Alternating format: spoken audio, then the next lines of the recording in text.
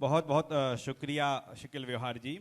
और जो हम अलग अलग विधाओं के विशेषज्ञों से बात कर रहे थे, पन्ना की बात करें तो पन्ना पूरी तरह से जंगल के आसपास है, जंगल से घिरा हुआ जो शहर है वो पन्ना है।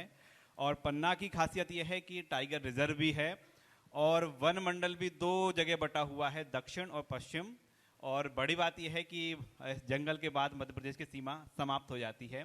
तो कैसा है जंगल, जंगल में रहते हुए जंगल की सुरक्षा करते हैं, जो सीमावर्ती प्रदेश से लगा हुआ जंगल है उसकी रक्षा करना है।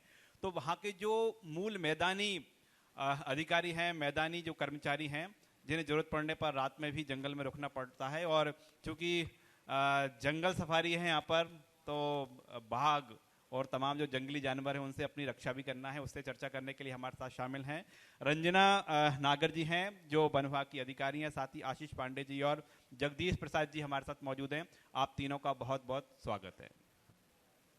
रंजना जी, आपसे ही शुरुआत करते हैं। पन्ना के जंगल भारत में नहीं दुनिया में विख्यात हैं। जरा संक्षेप में समझाइए पन्ना के जंगल कैसे हैं और जो टाइगर रिजर्व का एरिया है वो कितना एरिया है, जंगल कहाँ तक फैला है, कौन कौन से हमारे सीमावर्ती जिले या फिर जो प्रदेश हैं, इलाके हैं, कौन कौन से वो इलाके हैं। पन्ना का जंगल अपने आप में बहुत अच्छा जंगल है।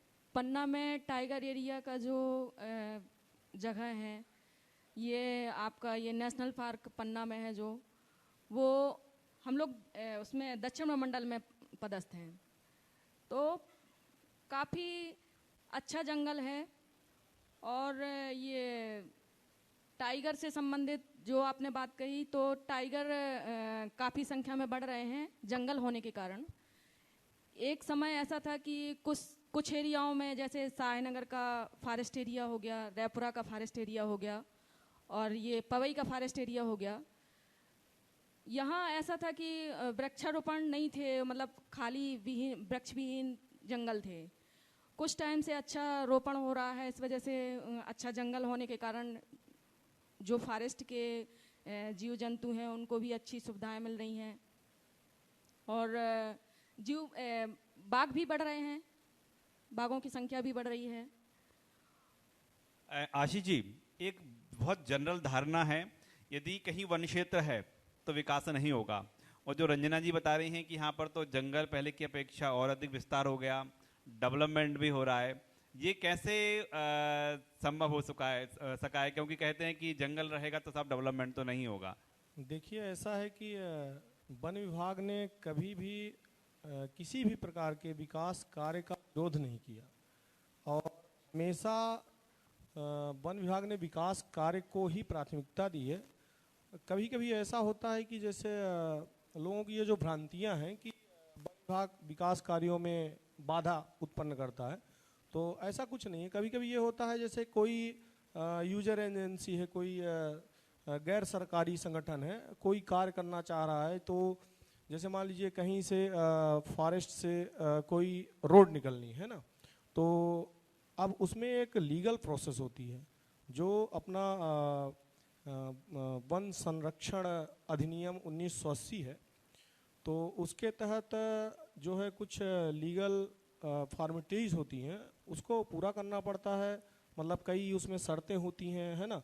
और वो जो उस एजेंसी द्वारा जो आवेदन दिया जाता है, कहीं ना कहीं उस एजेंसी के आवेदन में थोड़ी बहुत त्रुटियां हो जाती हैं। जैसे मान लीजिए हमको यहाँ से सड़क निकालनी है, हमने जो मतलब उसमें कैमल फाइल या नक्शा वगैरह हमने थोड़ा बहुत इधर उधर कर दिया, तो जब जांच में वो पाया गया कि वो तो यहाँ का नहीं, थोड़ा सा दूर का है ना, तो फिर अब वो दोबारा सुधार के लिए गई। मतलब कुछ ऐसी चीज़ें होती हैं, टेक्निकल इश्यूज हो जाते हैं, तो उनको स्वीकृति मिलती है, लेकिन इन सब क्रियाकलापों में थोड़ा सा विलम्ब हो जाता है। मतलब तो ऐसी भ्रांतियां लोग पाल लेते हैं। ये एक मैंने उदाहरण दिया है, बाकी ऐसे ही हर चीज़ के लिए होता है। जैसे कोई भी कार्य फॉरेस्ट में करना हो तो उसके लिए एक निश्चित प्रोसेस के तहत स्वीकृति प्रदान की जाती है और कभी भी बाधा उत्पन्न नहीं की जाती। विकास कार्यों को हमेशा वन विभाग ने समर्थन दिया है और समर्थन करता रहेगा। जगदीश जी, आपसे भी जानना चाहेंगे, आपने तो पन्ना के जंगल हैं उनको बदलते, पन्ना की तस्वीर बदलते देखी है, विकास के साथ यहाँ पर तो जंगल भी बढ़ गए, कैसे संभव हो सका है ये? सबसे पहले तो न्यूज़ 24 का इस 76 साल की पावन नगरी पर बहुत बहुत वंदन अभिनंदन, आपका स्वागत है। जैसा कि आपने सवाल किया कि जंगलों का वनवर्धन कैसे हो रहा है, तो हमारे वन विभाग के द्वारा जो बिगड़े वन हैं उनको सुधार के लिए वहाँ पर वृक्षारोपण किया जाता है और उसकी निगरानी के लिए ड्रोन कैमरा से निगरानी रखी जाती है। और जो ब्लैंक फॉरेस्ट एरिया हैं वहाँ पर नए वृक्षारोपण करके उनकी सुरक्षा करके वनों का घनत्व बढ़ाया जा रहा है। और जो बाकी कल्याणकारी योजनाएं हैं उसके माध्यम से हम सतत वनों को संरक्षित करने का काम कर रहे हैं। मैडम, ज़्यादातर लोग सोचते हैं जो फॉरेस्ट के अपने वन्य जीव हैं, वृक्ष हैं, उनकी सुरक्षा को लेकर जो आम जनता है, तो आप लोग क्या अपेक्षा रखते हैं? किस प्रकार से वो जागरूक रहें, किस प्रकार से वो आप लोग का सहयोग करें ताकि जो वन्य जीव हैं और जो जंगल हैं वो बचे रहें? वन विभाग दक्षिण पन्ना ग्राम वन समितियों से काफ़ी सहयोग लेके काम करता है, सुरक्षा करता है। इसके लिए कई समितियों के माध्यम से जैसे बच्चे जो खेल में अच्छे हैं उनके लिए किट वितरित करते हैं, सोलर लाइट वगैरह वितरित करते हैं, हमारे विभाग की तरफ से होती है उनको। ये चटाई और बैडमिंटन किट, क्रिकेट किट। कई बच्चे जो पिछड़े एरिया हैं जिनमें आज भी लाइट नहीं थी, उन एरियाओं में हमारे विभाग के द्वारा सोलर लाइट, स्ट्रीट लाइट का वितरण किया गया और बच्चों को भी काफ़ी अच्छा लगा। विभाग की तरफ से समिति चाहती है कि हमारा कुछ फ़ायदा हो, जंगल के साथ साथ वो अपना भी कुछ फ़ायदा चाहती है कि हम जागृत हों, हमारे बच्चों का कुछ विकास हो, हमें कुछ लाभ हो इससे। तो वन विभाग उसमें काफ़ी लाभांश वाले काम कर रही है, जैसे क्रिकेट किट वितरण करती है। और बिना मतलब जन सहयोग के जंगल बचाना ये संभव नहीं है। हम लोग कई बार ऐसा होता है कि आग लगती है और वहाँ हमें सबसे ज़्यादा गांव के लोगों की आवश्यकता पड़ती है। गांव के लोग हमारी मदद भी करते हैं, ऐसा नहीं है। कई वन समितियां हैं जो इतनी जागृत हैं कि वो मतलब स्वयं, अगर वहाँ वन रक्षक या वन के कर्मचारी नहीं भी पहुँच पाते हैं तो वो स्वयं जंगल को बचाने का कार्य करती हैं। ऐसी हमारी कई वन समितियां हैं और काफ़ी सहयोग रहता है वन समितियों के माध्यम से। हम लोगों को अच्छा लगता है, समिति वाले सहयोग करते हैं। अहिरवार जी से मेरा क्वेश्चन है कि जो नव युवक लड़के हैं वो फॉरेस्ट से थोड़ा पीछे हटते जा रहे हैं, उनको लगता है कि ये एक ऐसा एरिया है कि इसमें नहीं जाना चाहिए या नौकरी करने से भी कतराते हैं, तो उनके लिए आप क्या संदेश देना चाहेंगे, जो भ्रांतियाँ बसी हुई हैं लोगों के अंदर? देखिए, फॉरेस्ट विभाग एक ऐसा विभाग है कि जो एक ऐसे विभाग का नेतृत्व करता है जिसमें प्रकृति का संरक्षण है, बेजुबान वन्य प्राणियों का संरक्षण है और जो प्राणवायु, ऑक्सीजन, पर्यावरण बचाने का कार्य हम लोग करते हैं। तो युवाओं से हमारा ये कहना है कि आप IFS के थ्रू या SFF के थ्रू इन वन्य प्राणियों और प्रकृति को रक्षण में आप अपना योगदान दे सकते हैं। इसमें एक अच्छा कैरियर भी है और चुनौतीपूर्ण होने के साथ साथ इसमें एक देश सेवा का भाव भी है। हम ऐसे वन्य प्राणियों की रक्षा करते हैं जो बोल नहीं सकते, हम ऐसे वन्य प्राणियों का रेस्क्यू करते हैं। कई बार वो गांव तक भटक आते हैं, घायल हो जाते हैं, तो वो बता नहीं सकते हमको कितना कष्ट है। हम ऐसे वन्य प्राणियों का रेस्क्यू करके उन्हें वापस जो है तो जंगल भेजते हैं, उनका इलाज कराते हैं। तो इसमें एक अच्छा कैरियर भी है, युवाओं को एक देश सेवा का भाव भी है और प्रकृति प्रेम भी है। तो इसमें एक अच्छा कैरियर है। तो IFS के थ्रू और SFS के थ्रू युवा इससे जुड़ सकते हैं। सर, मैं जानना चाहूँगा कि अपने जो दक्षिण की ऐसी क्या आपको लगती हैं कि हाँ पन्ना के लिए खास हैं ये? देखिए, दक्षिण वनमंडल पन्ना ने अभी जो कार्य किए हैं वन क्षेत्रों के विकास संबंधित हो, चाहे जो JFM जॉइंट फॉरेस्ट मैनेजमेंट के अंतर्गत समिति के लोगों को जंगल से जोड़ने का कार्य किया हो, उनके मतलब मन के अंदर जंगल के प्रति आकर्षण लाने के लिए जो प्रयास किए हों, ऐसे कई सारे प्रयास हमारे दक्षिण मंडल पन्ना द्वारा किए गए हैं विगत वर्ष, इसी वर्ष जो चालू वर्ष है, पिछले साल से लेकर लगभग एक वर्ष से। इसके अंतर्गत हमारे दक्षिण मंडल पन्ना में जो बांस होता है, बांस शिल्प का कार्यशाला रखी गई, काफ़ी उसमें लोगों ने भाग लिया। उनको बांस शिल्प से जो सोफ़ा, कुर्सी वगैरह वगैरह जो चीज़ें बनाई जाती हैं उसका प्रशिक्षण दिलवाया गया। और जो बच्चियां, लड़कियां, औरतें जो ब्यूटी पार्लर कोर्स करना चाहती थी तो उनके लिए भी वन विभाग द्वारा GIM के तहत अपने शाहनगरगंज में मतलब प्रशिक्षण कराया गया, उनको कोर्स कराया गया। और लैपटॉप भी युवाओं को वितरित किए गए, जैसा कि अभी मैडम ने बताया कि खेल सामग्री वगैरह। तो ये सारी चीज़ें जो है मतलब जो वहाँ के क्षेत्रीय निवासी हैं, ग्राम से जो लोग जंगल से जुड़े हुए हैं, उनको जंगल के प्रति आकर्षित करने के लिए उनको इस तरह के कई प्रयास अपने वन विभाग द्वारा किया गया। और हमारे दक्षिण वन मंडल पन्ना की एक अनोखी पहल जो इस वर्ष सबसे सराहनीय रही, वो इस प्रकार रही कि जैसे हम लोग वृक्षारोपण करते हैं तो वृक्षारोपण क्षेत्रों में जो वृक्षारोपण की पॉलीथीन होती है छोटी सी, जिसमें पौधे स्थापित होते हैं, जो अपन नर्सरी से लाते हैं, तो पौधा लगाकर अपन वो पॉलीथीन फेंक देते थे, फिर उसको कलेक्ट करके जला देते थे। तो उससे जो थोड़ा बहुत इन्वायरमेंट प्रदूषण होता था, तो ऐसा ना करते हुए इस साल हमारे वन मंडल अधिकारी महोदय के निर्देशानुसार उसको हम लोगों ने कलेक्ट कर लिया और उसको रिसाइकलिंग का प्लान बनाया हुआ है। तो अब उसको रिसाइकलिंग में भेजना है और लगभग हर क्षेत्र में, हर बीट में उनके सख्त निर्देश थे कि कहीं भी उस पॉलीथीन को फेंकना नहीं, कलेक्ट करवा के, धुलवा के वगैरह उसको रख लेना। उसको रिसाइकलिंग, ऐसा रिसाइकलिंग मतलब उसी प्लास्टिक का पुनः किसी रूप में अन्य प्रयोग। और हमारे दक्षिण वन मंडल पन्ना को जो है विश्व मानकीकरण संगठन द्वारा ISO से पर्यावरण प्रबंधन पर इस वर्ष सर्टिफिकेट भी मिला हुआ है, जिसके लिए हमारे वन मंडल को सर्टिफिकेट दिया गया। और हमारे वन मंडल में काफ़ी अच्छे वृक्षारोपण कार्य हुए हैं जो काफ़ी सफल हैं। और उनकी सतत ड्रोन से निगरानी, वन्य प्राणियों की मॉनिटरिंग, रात में गश्ती है ना, और कहीं शिकार वगैरह ना हो इसके लिए इलेक्ट्रिक वगैरह चेक करना रात में, ये सारी चीज़ें।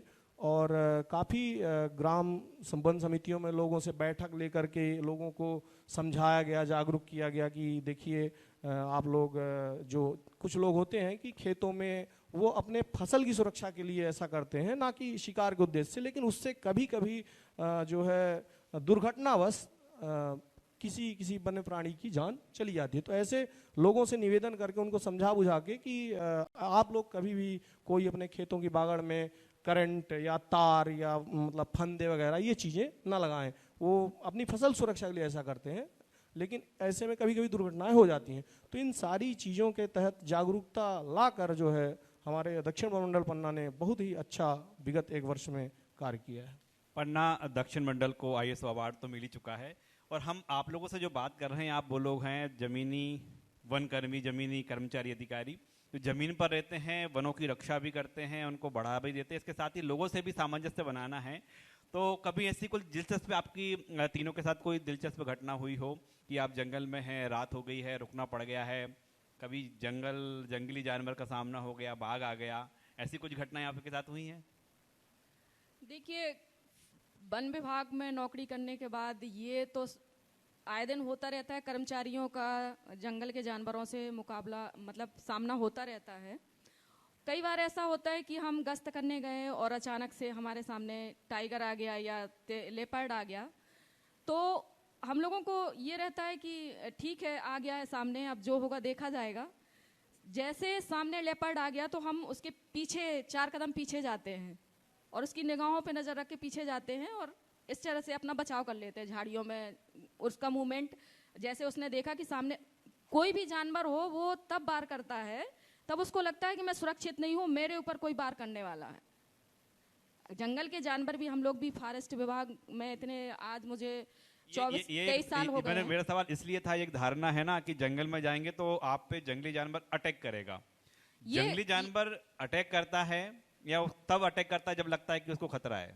देखिए, जंगली जानवर हम लोगों को, हमें 22 साल हो गए मुझे फॉरेस्ट गार्ड से मैंने पोस्ट ज्वाइन किया है। जंगल का जानवर तभी आपको हमला पहुंचाएगा, नुकसान पहुंचाएगा, तब उसको लगेगा कि मैं सुरक्षित नहीं हूं, या मेरे ऊपर हमला करने की कोशिश की जा रही है, या मुझे पकड़ने की कोशिश की जा रही है। उसी कंडीशन में वो हमला करता है, अन्यथा वो जंगली जानवर हमला नहीं करता जल्दी। कोई दिलचस्प वाक्य बताइए जब आपके साथ हुआ हो। आप बता रहे हैं कि कभी लेपर्ड सामने आ जाता है। एक आम व्यक्ति है, आम व्यक्ति किसी कारणवश जंगल में भटक गया, पहुंच गया, लेपर्ड सामने आ गया, तो वो क्या करे? डरे? अभी नहीं, उसमें डरने की जरूरत नहीं है, थोड़ा सा हिम्मत की जरूरत है। डर के कर भी क्या सकते हैं, हिम्मत की जरूरत है उसमें। क्या होता, एक बार मैं अपनी बीट में, मैं बीट गार्ड थी, तो मैं अपनी बीट में गश्त कर रही थी। उस टाइम एक लेपर्ड बच्चों के साथ रास्ते से गुजर रहा था। तो जैसे ही मैं पैदल थी, तो जैसे ही मैंने आगे बढ़ी तो वो पगडंडी से जा रहा था। मैं सामने ही उसके बिल्कुल जस्ट सामने, बिल्कुल यहाँ से 100 मीटर की दूरी पर सामने आ गई। मैंने देखा कि ये बच्चों के साथ है, अब तो ये हमला कर देगा, अब कुछ नहीं होने वाला हमारा। उसके बाद जैसे एक झाड़ी थी, मैंने मतलब नज़रअंदाज कर दिया कि मैंने देखा नहीं है उसको। मैं झाड़ियों के सहारे थोड़ा पीछे हुई, और पीछा होने के बाद मैं झाड़ी की ओट में हो गई। उसने कुछ नहीं, अपना रास्ता सीधा चला गया, उसके साथ मैंने छेड़छाड़ी नहीं की, उसने मेरे साथ हमला नहीं किया।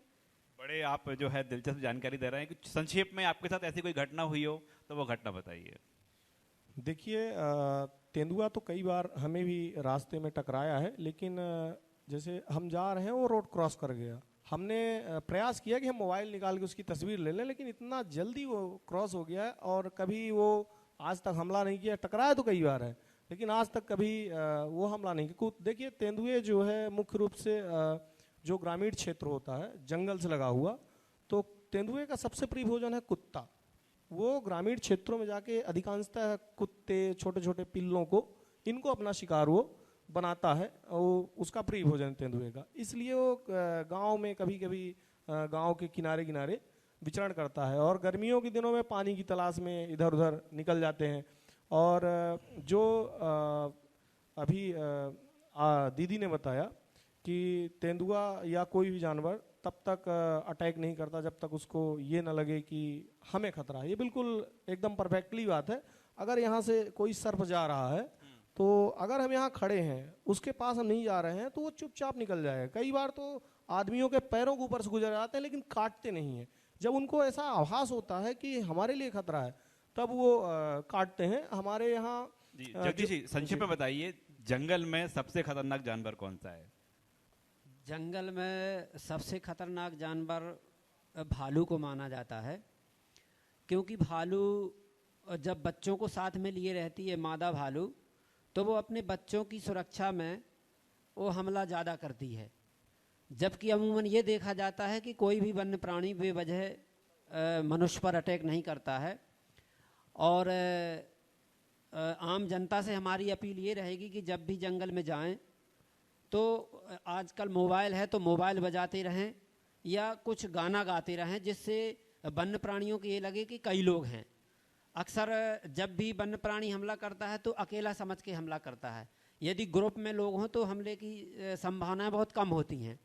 तो जो भी जंगल में जाते हैं, उनसे अपील रहती है कि आप लोग या तो मोबाइल बजाते जाएं, गाना वगैरह बजाते जाएं, या शोरगुल करते जाएं, गाना गाते जाएं, जिससे आपको वन्य प्राणियों को महसूस हो कि काफ़ी लोग जा रहे हैं, तो वो अटैक जल्दी करते नहीं हैं। और कई बार हम लोगों का सामना होता है, तो हम लोगों को ट्रेनिंग ये होती है कि जब सामने से कोई वन्य प्राणी दिख जाता है, तो आपको उस समय भागना नहीं है, बल्कि उससे नज़र मिला के खड़ा हो जाना है। क्योंकि उस समय पोजीशन ये होती है कि हम कुछ कर नहीं सकते, जो करेगा वो ही करेगा। तो आपको खड़ा हो जाना है ताकि उसको ये महसूस ना हो कि इनसे हमें खतरा है, और वो आराम से निकल जाते हैं। तो ये थे वन कर्मी जो बता रहे हैं कि वैसे तो आप जंगल ना जाएं, उन इलाकों में खासतौर पर ना जाएं जहां पर की रोक टोक है, लेकिन भूले भटके आप चले गए और यदि जंगली जानवर से अपना सामना हो गया, तो सीधी तौर पर यही एक ही सलाह है कि आंख से आंख मिलाए रखिए और कदम पीछे बढ़ाए रखिए। क्योंकि जंगल में जो बता रहे हैं, कोई भी किसी भी तरह का जंगली जानवर हो, जब तक उसे ह्यूमन से यानी मनुष्य से खतरा नहीं है, तो आगे रहकर जंगली जानवर अटैक नहीं करते। हाँ, उनको खतरा महसूस हुआ तो जरूर अटैक करेंगे। ये महत्वपूर्ण जानकारी हमारे साथ साझा करने के लिए आप सभी का बहुत बहुत शुक्रिया।